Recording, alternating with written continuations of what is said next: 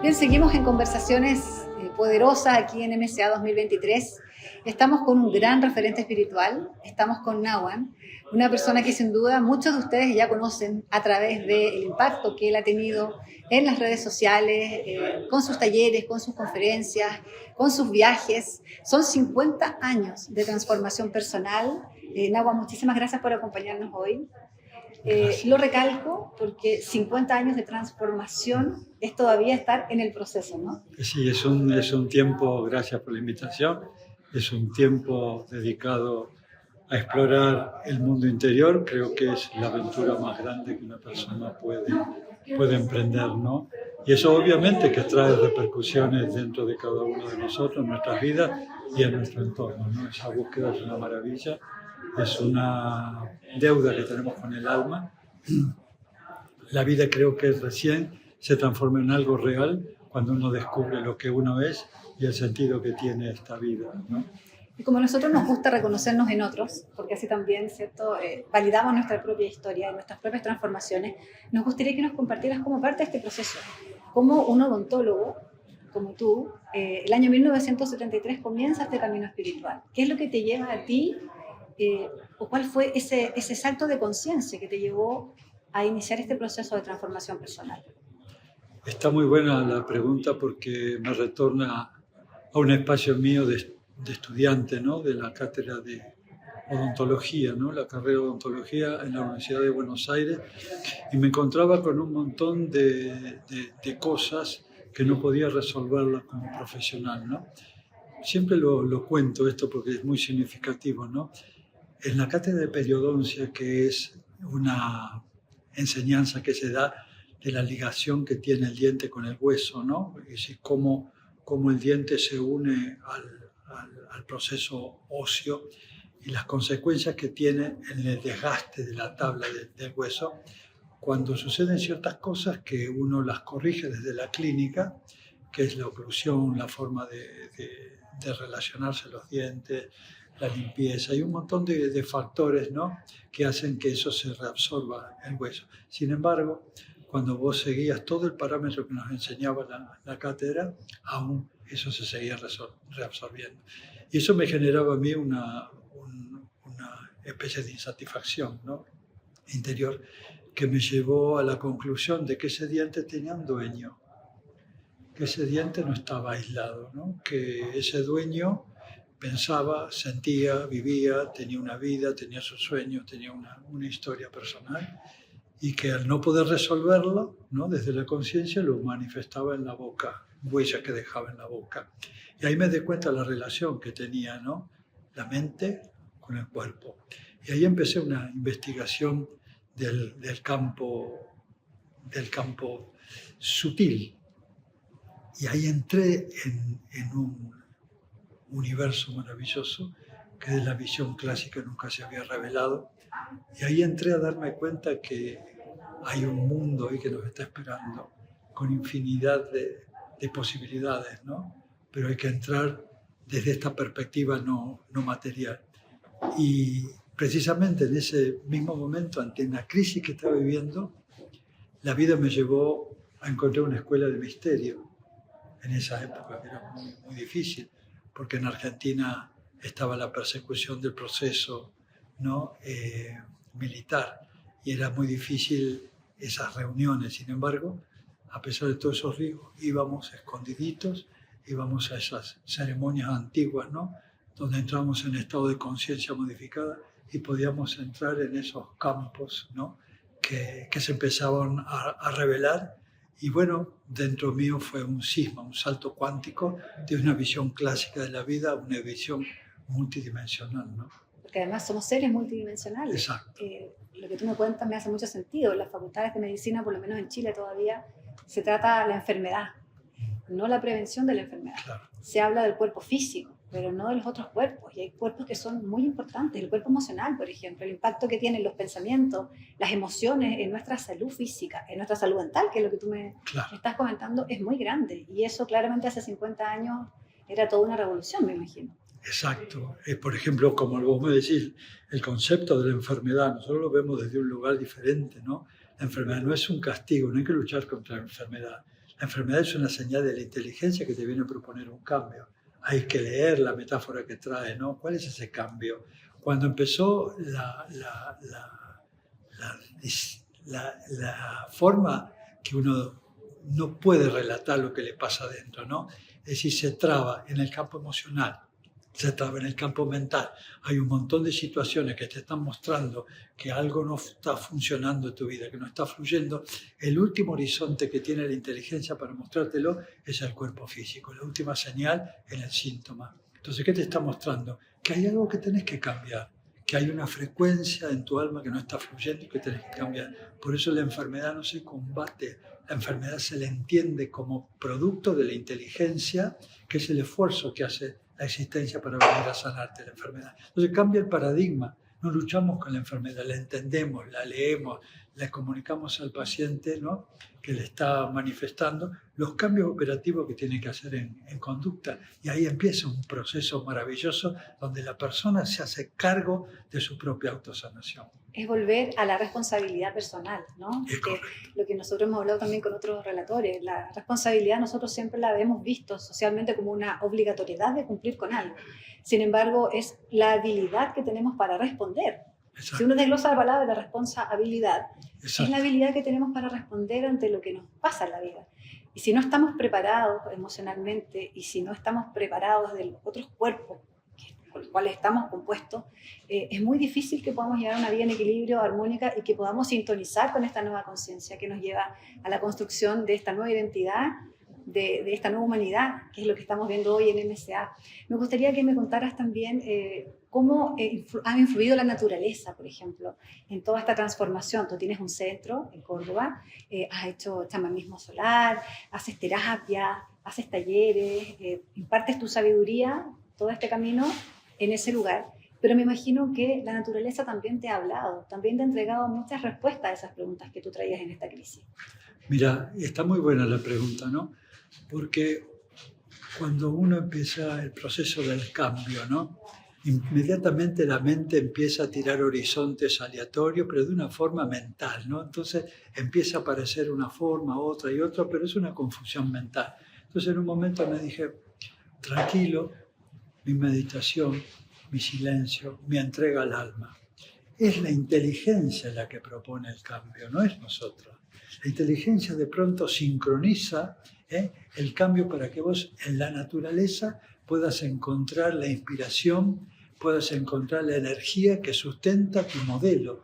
Pero si el modelo no está adentro, por más que vos te vayas a la naturaleza, si adentro no está hecho, digamos, la base por los cuales el fruto de tu decisión de vivir una vida diferente, vas a fracasar, porque si no, la respuesta sería, si todos nos vamos a la naturaleza, vamos a vivir mejor. Hay gente que no soporta la naturaleza, le molesta el viento, le molesta la lluvia, le molesta el frío, le molesta el calor, le molesta los insectos, no está preparado para ese salto. Entonces, ¿en qué tenemos que confiar? En la inteligencia nos propone, cuando estamos maduros, para pegar un salto cuántico de una forma diferente, un nuevo paradigma, es la inteligencia que es la que hace, digamos, la gran obra de arte, que es el proceso sincrónico, que nos lleva a un espacio-tiempo donde podemos desarrollar en contacto con la naturaleza todos nuestros sueños y todos nuestros planes. ¿Qué importancia tiene la observación en ese aspecto, Nahual? Claro, eso es fundamental, porque uno tiene que saber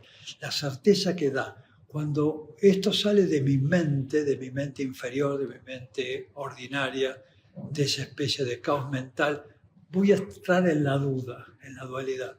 ¿Será? ¿No será? ¿Puedo llegar a irme a vivir? Confusión, puramente, puro pensamiento. Cuando esto es una revelación, es una cosa totalmente diferente, porque la revelación surge de un estado de plenitud interior donde todo acompaña, todo el sistema óseo, el sistema cardiovascular, el corazón, los riñones, todo eso en sí, es el momento. Hay una especie de completud, de certeza, que esa idea que tuviste está avalada por un observador real, ¿no? Entonces, fíjate, cuando esto surge del pensamiento ordinario, siempre vas a tener duda.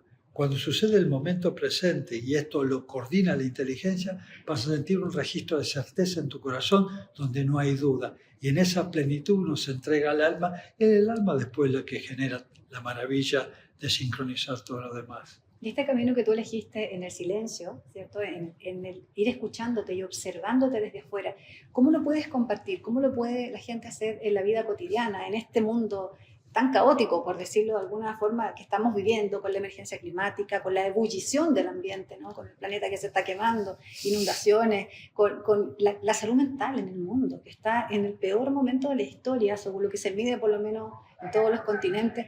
¿Cómo podemos abstraernos de eso y ser observadores de nosotros mismos? ¿Cómo podemos salir de esta mente controladora para observarnos y ver lo que realmente necesitamos? Precisamente ese es el camino, ¿no? El camino se llama la metacognición, es decir, es un proceso meditativo que vas escaneando, ¿no? Vas escaneando toda tu existencia.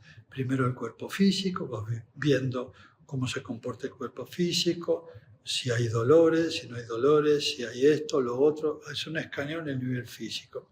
Luego en el nivel energético, ¿no? A través de un proceso meditativo, en tu silencio. Eso se va revelando. Donde llega la conciencia, donde la conciencia va pasando, va generando una especie de campo de energía que destraba, sana, armoniza, integra, ¿no? Entonces no hay otra forma. El proceso de metacognición es un proceso de conexión con nuestra forma de expresión, tanto el cuerpo físico, el cuerpo energético, en el cuerpo emocional, dónde están esas emociones, cómo se mueven, cómo operan, mi cuerpo mental, dónde está, qué es lo que piensa, cómo se dispara como un mono loco y me lleva a meterme en un bucle que me enferma.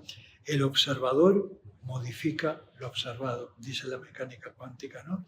Entonces, transformándonos en observadores de nuestra propia economía, resulta que hay alguien ahí adentro con una autoridad de presencia que puede observar sin enjuiciar, sin criticar los procesos que estamos viviendo.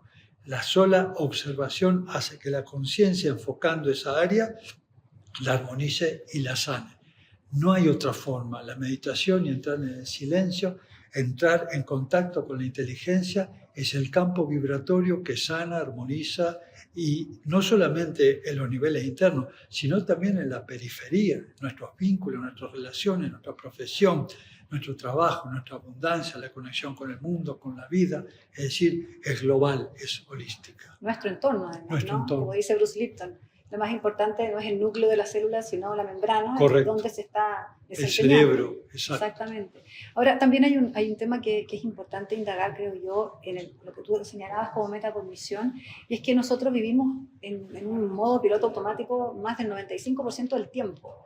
Hay muy poco espacio para vivir conscientemente. ¿Cómo aprovechar mejor ese casi 5, o algunos científicos dicen 3%, 7% de conciencia que realmente tenemos en el día? ¿Cómo trabajarlo mejor para ayudarnos? Bueno, eso es una práctica, que como cualquier práctica, vos querés tocar el piano, un instrumento, ¿qué tenés que hacer? Ponerte a tocar el piano, una vez, otra vez, otra vez. Hay que tener cierta condición de paciencia y de coherencia. Si yo quiero empezar la práctica de estar presente, bueno, yo utilizaba, por ejemplo, un timer.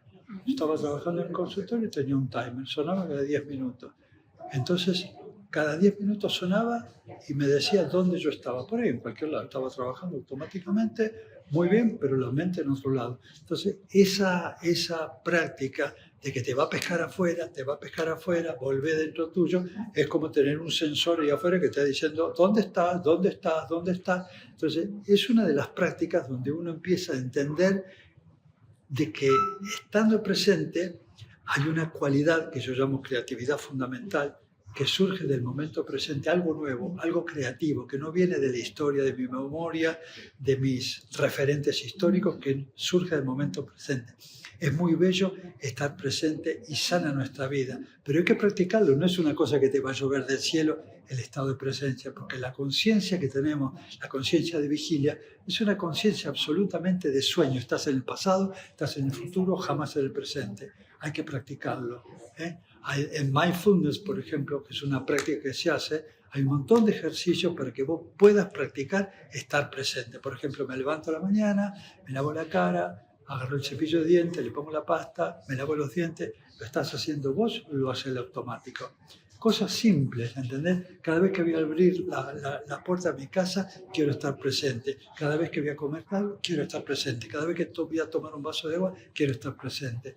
Esa práctica hace que de a poco vayas generando la red neuronal en el cerebro para que opere en el momento presente y ya sea como un estado natural estar presente. Es parte del autoconocimiento. Cuando uno conversa de estos temas y la gente muchas veces lo toma como para la broma, dice, te conoces a ti mismo, conócete a ti mismo, lo toman como una broma y es como la autoayuda y está muy mal evaluado el concepto, pero yo en lo personal soy un optimista respecto a la autoayuda. Creo que uno puede tener autogestión y puede ayudarse a sanar tomando herramientas de personas, por ejemplo, como tú, de otros referentes, de otras especialidades y además conocer cómo funcionamos. Porque cuando entendemos, por ejemplo, que el cerebro es predictivo, ¿cierto? Que la función biológica es predecir para mantenernos en vida, para poder sobrevivir, sabemos que va a estar la mayor parte del tiempo en el pasado y en el futuro. Y lo que construye el futuro lo va a construir en base a lo que está grabado del pasado. Entonces, es muy bueno el ejercicio, como dices tú, de anclarse en el presente. Yo tengo 830 alarmas en mi teléfono y cada cierto rato van sonando. Magnífico. Exacto, y van sonando y me pregunto, ¿cómo estoy? ¿Dónde siento Magnífico. esto? Estoy haciendo el trabajo, pero como dices tú, hay que accionar y nos cuesta accionar. Porque generalmente nadie cambia porque se levanta en la mañana y dice, necesito un cambio. Pasa algo, pasa esta crisis, nos vamos escondiendo, estamos llenos de miedo. La pandemia fue una de las principales crisis que hemos vivido en los últimos años. Entonces, ¿cómo hacemos para sobrevivir a esto que tú llamas la noche oscura del alma? A esta etapa que puede durar a veces mucho tiempo, ¿cierto? En que uno se siente que está en una crisis que no sabe a dónde va a llevarte. Bueno, yo bendigo la noche oscura del alma, ¿no? Aunque cuando la pasé lo sufrí muchísimo. No hay una sola noche oscura, hay procesos de noche oscura, ¿no? Que es una especie de enfrentamiento de lo que se llama el propósito interno. ¿A qué viene el alma a este plano?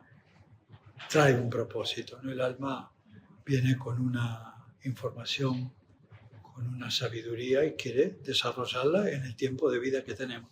El ego se sitúa en el propósito externo, en los logros del mundo material, de esto, de aquello, y bueno, está bien. Pero llega un momento de madurez donde empezamos a sentir adentro un estado de satisfacción profunda que no lo podemos llenar con nada, ¿no? Y es que el alma empieza a generar una gran presión dentro nuestro, poniéndonos en esta crisis, para generar la posibilidad de poder entender qué es ese agujero existencial que tenemos. Cuando no lo entendemos, lo vamos a buscar afuera. Lo vamos a buscar toda la vida que quieras, viajando, comprando, comiendo, haciendo... Evadiéndonos, tratando de llenar ese espacio que es insondable. Todo lo que le tires ahí se lo va a triturar porque eso no se llena con nada de afuera. El mundo no te puede traer nada que pueda resolver este misterio, ¿no? Solamente el darte cuenta que es una deuda que uno tiene con el alma, ¿no? Entonces, en ese momento para mí divino, ¿no? Que hay que honrar ese momento de gran crisis profunda, decir, bueno, ya lo he buscado, ya lo he intentado buscando acá, allá.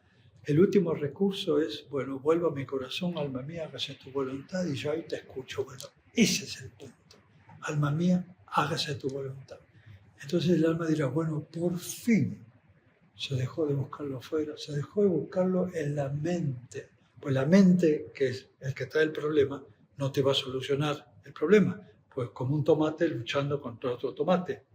No tiene jerarquía para entender el gran proceso alquímico que estás viviendo. Entonces, cuando te rendís de buscar la historia en el afuera o en tu mente, solamente te queda tu corazón. Y cuando baja esa visión de la mente neurótica al corazón, esto se empieza a abrir, ¿no? Y el toroide, esa gran energía toroidal, que es como un tubo gigante que mide más de 2 metros, que nos rodea, ¿no? Empieza a ordenar un pulso, ¿no? Empieza a ordenar un pulso sincrónico ese pulso sincrónico activa el hipotálamo manda un chorro enorme de oxitocina. La oxitocina aumenta el ritmo cardíaco y hay otro componente relajante del endotelio que se llama óxido nitroso, que relaja el endotelio de la arteria, se abre y hay mayor cantidad de sangre, que pone en movimiento este toroide gigantesco. Y este toroide gigantesco, cuando entra a rodar y ponerse en ritmo, se lleva esas memorias, esos dolores, esas fricciones, esas distracciones o distorsiones del ego, y empieza como a pulverizar todo eso, ¿no? Entonces uno en la noche oscura del alma encuentra una señal, es como un foco en el infinito que se enciende, un camino que es el corazón, y empezás a vivir en el corazón y te das cuenta que te estaba esperando hace tantos años ese salto cuántico, yo digo mide 20 centímetros de la mente al corazón, y empezás a centrarte ahí y ahí se abre eso, en esa maravilla del portal que se abre y aparece el pensamiento sincrónico. Es una forma de pensar diferente. ¿Por qué llamo pensamiento sincrónico? Porque es el lenguaje que habla el universo y es una especie de compromiso que tiene que ver con la verdad que sos, con la verdad que es el universo, ¿no? Es un pensamiento que viene como una revelación, es una revelación, no pasa por la matriz mental. Es un lenguaje muy distinto al que nosotros utilizamos permanentemente. Te Total. lo pregunto, Nahuan, porque generalmente no vemos esta noche oscura del alma amorosamente. Claro. Entonces, ¿cómo tenemos que vivenciarla para comunicarnos con este lenguaje que nos permita conectar con nuestra fuente, con nuestro yo superior, con nuestra energía divina, para poder realmente sentir que estamos transitando hacia otro nivel de conciencia y no sufrir, y no angustiarnos, no tener ansiedad, no vivir en depresión? La salud mental, reitero, es la peor salud mental que por lo menos nosotros en el continente hemos tenido en los últimos años. Entonces, ¿cómo hacemos para distinguir? ¿Cómo cambiamos ese lenguaje que nos permita conocer que quizás no estamos en una depresión, quizás no estamos entrando en un cuadro ansioso, quizás no estamos conectados con nosotros mismos? Bueno, es tan importante que lo que vos me acabas de decir o preguntar, porque se confunden las patologías, ¿no? Una persona que está en el proceso de despertar espiritual y un hecho, por ejemplo, negativo como una psicosis o como cualquier alteración psicológica, y si esa persona que está viviendo este proceso no es entendida, termina medicada, lamentablemente. Yo conozco muchísimas personas que están en un proceso místico maravilloso, el despertar espiritual a través de la noche oscura del alma, y lo abortan y lo medican. En vez de acompañarlo, en vez de hacerle ver que es una etapa maravillosa del despertar espiritual, es el parto que hay que pasar para trascender este mundo, esta visión básica de la vida, y entrar en un territorio sincrónico, ¿no? de vida. Es el momento más importante de la persona porque está a punto de salir del capullo y transformarse en mariposa, emprender el vuelo místico del alma, ¿no? Entonces, acompañar a estas personas y tranquilo, no es una depresión, es un proceso místico que tiene que pasarlo tranquilo, con su meditación, en su silencio, en soledad, permitir que el alma empiece a manifestar a través de un sueño, a través de un hecho, a través de efectos sincrónicos, a través de una imagen, de un sonido. Sincrónicamente el universo va a darle a esa persona todas las herramientas, todos los elementos que necesite, que estén a su alcance para su próximo despertar, ¿no? Entonces el coach o el amigo o el terapeuta lo tiene que acompañar, que no lo evite, que no se salga de ahí. Evitamos el dolor, evadimos el dolor. Y bueno, pero ahí está el error. Entonces la noche oscura se hace muy larga, un proceso larguísimo. Cuando vos decís, bueno, me entrego a la noche oscura y yo sé lo que pasa después de la noche oscura, que es el territorio del parto que tengo que pasar para el próximo florecimiento, yo me entrego y la verdad que me doy cuenta que cuando ya en la entrega, que no hay resistencia, ahí está el punto, ¿no? Ya es una cosa dulce, amorosa, sincrónica. La inteligencia se opera. La inteligencia no quiere que sufras, es tu resistencia la que genera el sufrimiento, ¿no? Cuesta entenderlo cuando uno no tiene la posibilidad de conversar con referentes como tú, que transitaste tu noche oscura del alma y has hecho todo este cambio de transformación para acompañar a otros. Te quiero preguntar, porque tú me hablabas de la energía del corazón, de la importancia de bajar, ¿cierto?, estos 20 centímetros de la mente al corazón. ¿Qué importancia tiene el cuerpo? Porque incluso también en algunos hospitales, en algunos centros psiquiátricos, se está haciendo terapia con el cuerpo, se está trabajando posturas corporales, porque se ha comprobado la importancia que tiene el movimiento del cuerpo con la calidad de los pensamientos. Bueno, exactamente. Nosotros tenemos que salir de esta base. Cuando a través del pensamiento ordinario, 80.000 pensamientos que tenemos por día, eso genera una impronta química en el cuerpo, van cambiando los receptores de membrana, ¿no? Los receptores de membrana que están cualificados por un montón de funciones están cambiados por esos espacios donde llega el cortisol y la adrenalina, que genera un espacio de dependencia, ¿no? De bronca, de angustia. Entonces, de alguna manera estamos confinando a la mente en el cuerpo. El cuerpo pasa a ser la mente. ¿Por qué? Porque el cuerpo se hace habitué o se hace adicto a ese modelo de pensar. Entonces, cuando empezamos a mover el cuerpo, empezamos a hacer distintos tipos de movimientos. Hay un montón de artes marciales, tai chi, meditaciones, dinámicas, un montón de cosas.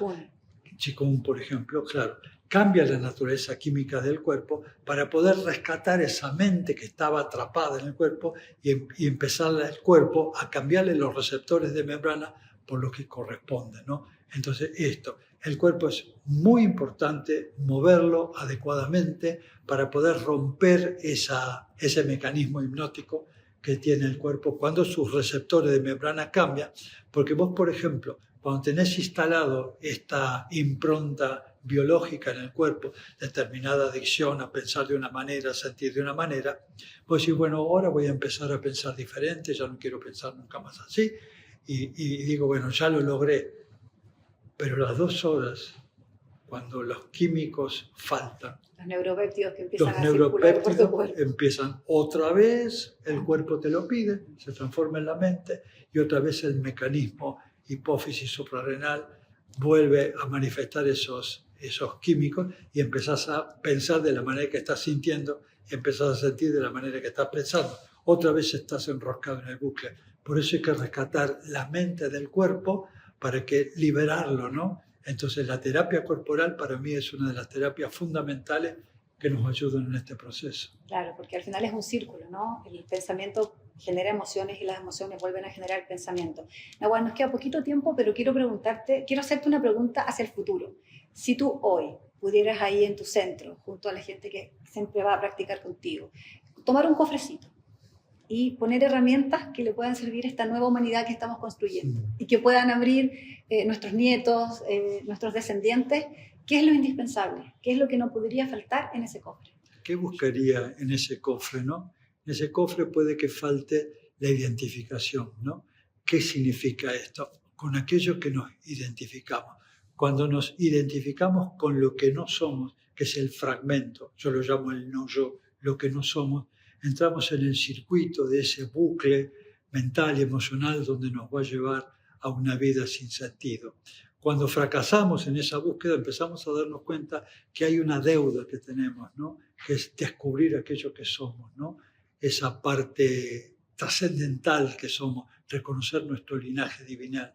Cuando empezamos a reconocer que el alma es nuestro verdadero yo, el yo real, nuestra vida empieza a cambiar. ¿Por qué? Porque estamos orientados desde un campo donde la pura inteligencia genera un campo de vibración armónico en el mismo lenguaje, en el mismo sentido que funciona el universo. Y eso en todos los tiempos y en todas las épocas y en todas las eras. Exacto. Eso será así eternamente. Gracias, Nahuatl, por este tiempo que te has dado para conversar con nosotros. Sin duda, conversar contigo nos da mucha esperanza también, ¿no? De ver desde un lado más optimista esto que a veces vemos como un sufrimiento de estar dentro de un espacio que no entendemos y que no sabemos qué salida va a tener.